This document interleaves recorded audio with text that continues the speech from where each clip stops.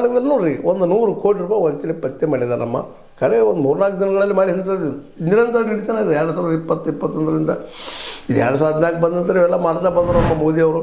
Digital ಹಾಗೆ crypto currency ಮುಂದೆ ನಾಣ್ಯಗಳನ್ನು ಬಳಸುವಂಗಿಲ್ಪ ಹಿಂಗೆ ಡೈರೆಕ್ಟ್ ಮಾಡೋಣ ಅಂತೇಳಿ ಎಲ್ಲ ಮೊಬೈಲ್ ಮೂಲಕ ಆನ್ಲೈನ್ ಮೇಲೆ ವ್ಯವಹಾರ ಮಾಡೋದು ಬಂದದ.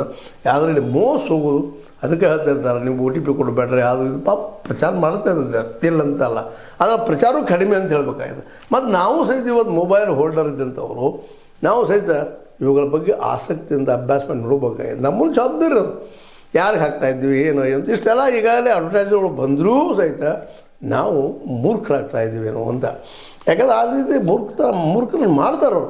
ಆದರೂ ಸಹಿತ ನಾವು OTP ಕೊಡ್ತೀವಿ, ನಮ್ಮ ಮೊಬೈಲ್ ನಂಬರ್ ಹೇಳ್ತೀವಿ, ಮತ್ತೇನೋ ಮಾಡ್ತೀವಿ, ಮತ್ತು ನಮ್ಗೆ ಬೇಕಾದವ್ರ ಹೆಸರು ಏನೋ ಕೊಡ್ತೀವಿ ಅಂತ ಭಾಳ ಜನ ಆರೋಪಗಳು ಮಾಡ್ತಾಯಿದ್ದಾರೆ. ಇದರಲ್ಲಿ ಎಲ್ಲರೂ ಕೂಡಿದ್ದದು. ಒಂದು ನಮ್ಮಲ್ಲಿ ಪೂರ್ಣ ಪ್ರಮಾಣದ ಈ ಟೆಕ್ನಿಕ್ ಅಂದರೆ ತಾಂತ್ರಿಕ ಜ್ಞಾನ ನಮ್ಮಲ್ಲಿ ಇಲ್ಲ ಅಂದರೂ ಅಡ್ಡಿ ಇಲ್ಲ. ಇನ್ನು ಇದ್ದವರು ಅದನ್ನು ಹೇಳಿಕೊಡುವುದಿಲ್ಲ, ಅವರು ಅದನ್ನು ಉಪಯೋಗ ಮಾಡ್ತಾ ಇದ್ದಾರೆ ಅನ್ನೋ ಸಹಿತ ಆರೋಪಗಳಿದ್ದಾವೆ.